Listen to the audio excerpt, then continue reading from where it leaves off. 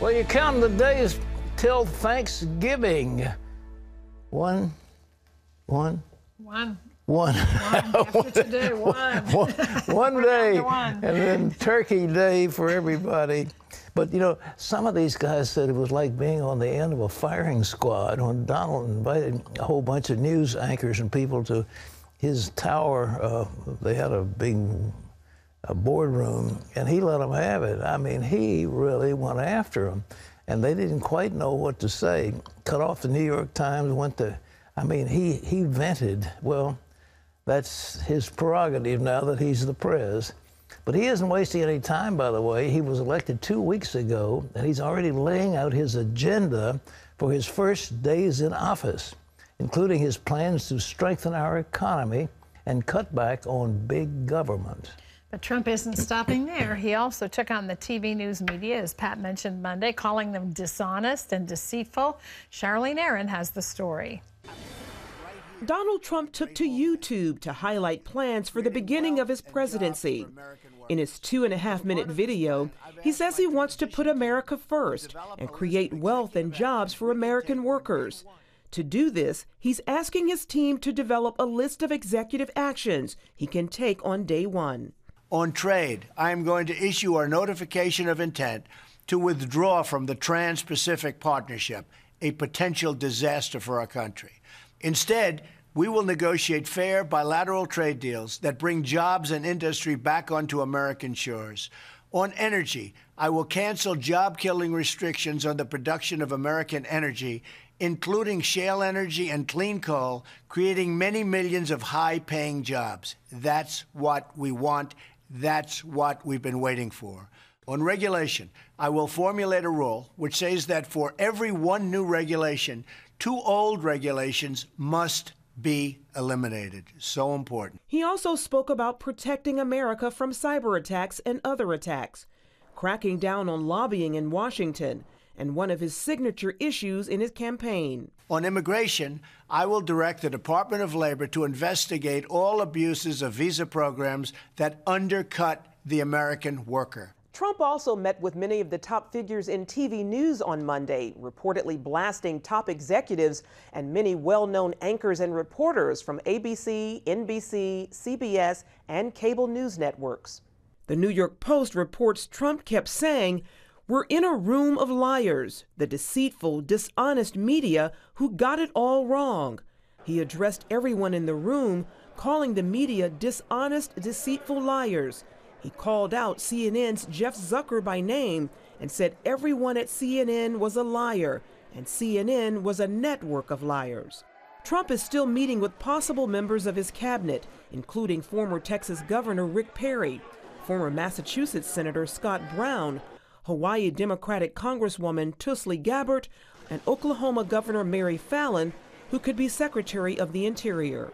Fallin was a recent guest on the 700 Club, where she talked about Trump's plan for energy independence. I would much rather buy produced oil, gas, coal, whatever the energy source might be, from within the United States, than to go to foreign countries like Saudi Arabia, Iran, Venezuela, other countries that produce energy and produce oil, and to buy it from them. I'd rather spend it in the United States, employ Americans, and be able to take care of ourselves. President-elect Trump still has nearly 2 months to go before he takes office, but he's making it clear that he intends to hit the ground running right from the beginning.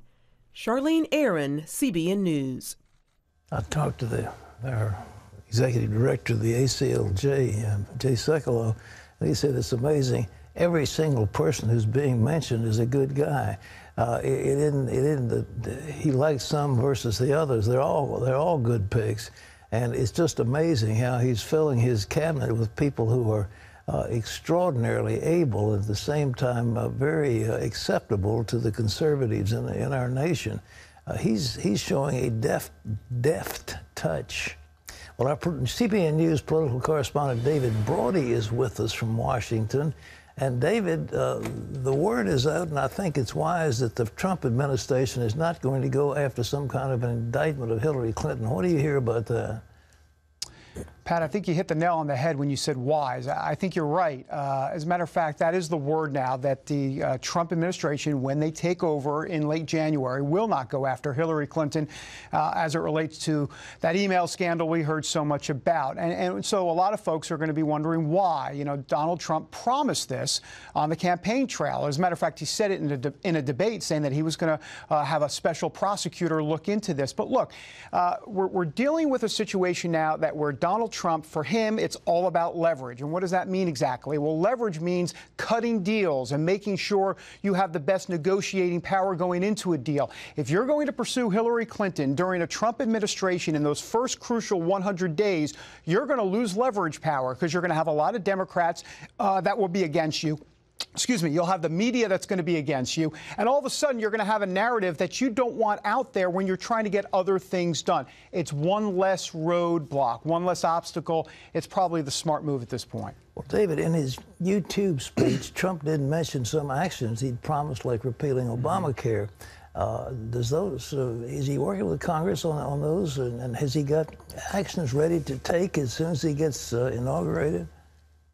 He does, and you're going to see some very quick movement. Now, Pat, this is going to be a layered process. So what do I mean by that? There are 3 layers. There's repeal, and then there's replace. Replace, that's the 3rd layer. That will come later. In other words, it's a Republican plan that needs to be formulated, and that could take a year, 2 years, potentially. But the repeal part of it could happen very quickly, but not all of the repeal. So, for example, Pat, what we'll see probably in that first 10 to 14 days is there'll be some budget reconciliation work on Capitol Hill. Now, I know you know all about that, but it's a bit in the weeds. The bottom line is this. There are items in Obamacare that are related to the budget as it relates to taxes and spending.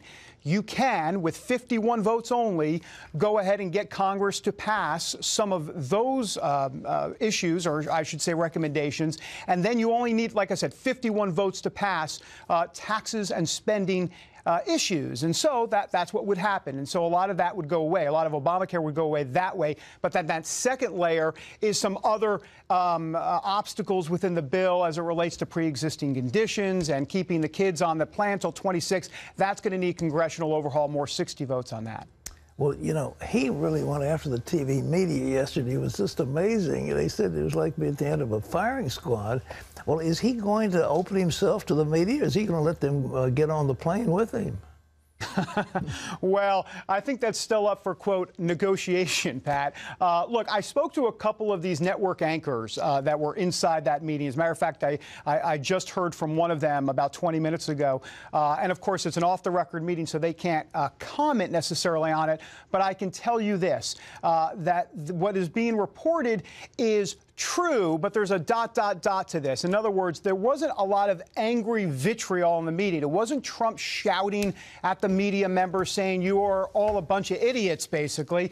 However, he did definitely take them to task and called them out by name. There's no question about that. So the level of vitriol wasn't necessarily in the room, but there was definitely some animosity in the room, but more on a low-scale environment. Look, Pat, I have to tell you, this is going to be a whole new ballgame with the media because Laura Ingraham, the conservative host out there, could indeed be press secretary, and we know she's a firebrand, and she is not going to, to deal with those White House media briefings between Laura Ingraham and the press, I'll take a front row seat and some popcorn for that.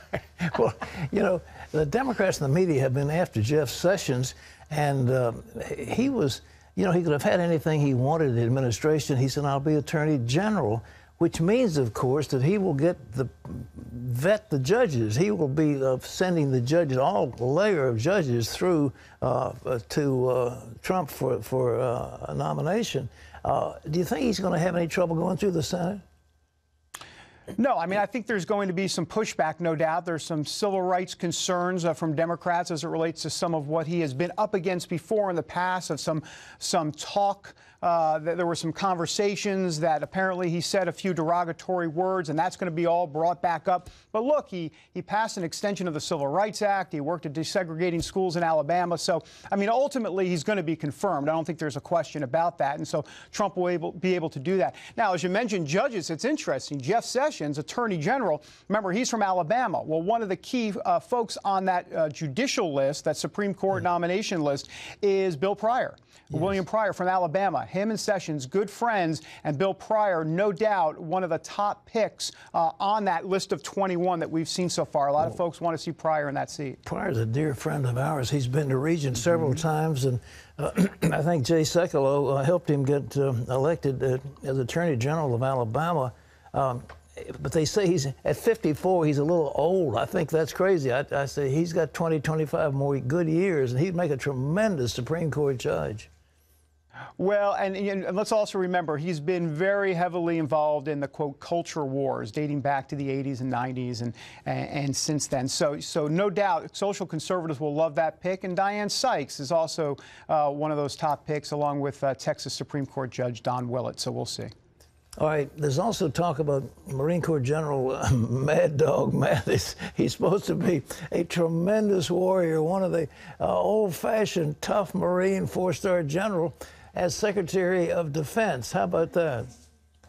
Well, apparently the meeting went very, very well with Mad Dog Mattis and Donald Trump, and it's no wonder why. I mean, both guys are very much, they call it as they see it. They're blunt. They have no time for political correctness, and James Mattis has proven that throughout his career. I have to tell you that I actually, about a year and a half ago or so, I moderated a forum with General Mattis down in Virginia at the USGLC, the United States Global Leadership Coalition, and he's a blunt, straight-talking guy, and you know, my spidey sense, if you want to call it that, Pat, suggests that I think he's going to have a role in this administration. I know he's up for defense secretary. We'll see if it's defense secretary. I know there's some concerns about some of what he said about Israel as it relates to two-state solutions and settlements, but I have a feeling Mattis we're going to hear his name quite often come January 20th. David, look at it from 30,000 feet, and you got Trump doing what he's doing. Compare that to some of these other guys who've gone in the transition to some of his predecessors. Mm-hmm. Well, look, President Obama didn't pick his first cabinet or offer his first cabinet pick until 3.5 weeks into after he was elected. So, I mean, look, the 30,000-foot view is things are going just fine. I mean, look, it's a transition. Anytime you have to hire 4,000 people in the span of 2 months, that's called a heavy lift. And it's a heavy lift for the incoming Trump administration. It's been a heavy lift for George W. Bush and George H.W. Bush. And you've got James, and now I'm losing my train of thought as to who it was, that's White House Chief of Staff for George H.W. Bush. James Baker finally came back to me. Oh, my goodness. James Baker has talked about it. It's a very, very tough deal. So, you know, the media wants to have a sensational aspect to all of this, but the reality is it is under control because Mike Pence has really taken the helm on all of that, and Chris Christie is not doing anything right now for the transition team. Thanks, David. Stay with it. We want more of that insightful news as we go down the road. Well, in other news, the tsunami warning has been lifted in Japan after a major earthquake. Wendy Griffith has that story.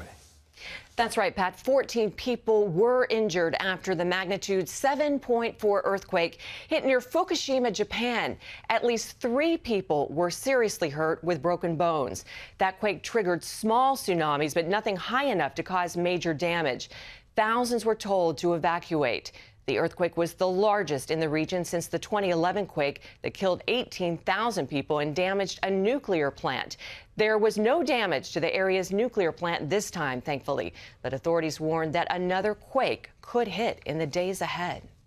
Well, stocks are still hitting new highs after Donald Trump's election. The Dow Jones Industrials, the Standard & Poor's 500, and the NASDAQ all set records Monday. And so did another benchmark, the Russell 2000 Index of small stocks. Some market analysts say that's a good sign because investing in smaller businesses as well as larger ones shows that investors believe the economy will do well in the months ahead. Now, many analysts expect stocks to keep heading higher, with the Dow heading toward 20,000. Pat, do you agree? And does a stronger economy mean the Fed will raise interest rates soon? Yeah, Wendy, I think they've got to raise interest rates. This low interest rate has been killing savers, and so many retirees are depending on interest, and you can't get any interest if some of these things are negative. So the thought of a Dow, I mean, it's at 19,000, then it would be at 20, and it could easily go up to 25, 30,000 on the Dow. These are all incredible indicators of a boom market. It's like, you know, Obama has had his foot on the brakes of the economy for the last 8 years.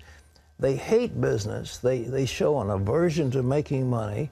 And all of a sudden, you've got a guy that says, look, I want to take off these regulations. I want to cut your taxes.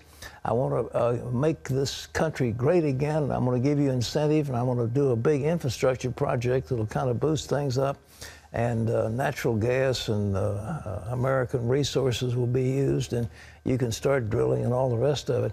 It is a very, very positive, but with the positive, the Fed will then come in and say, all right, the economy is moving, and rather than have runaway inflation, we'll put a couple of ticks on the Fed funds rate. But I think when it's going up, and it's going up substantially before this run is finished.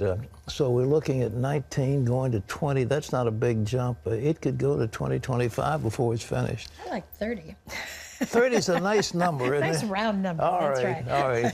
We'll call it the Terry boom, the Terry rally. All right.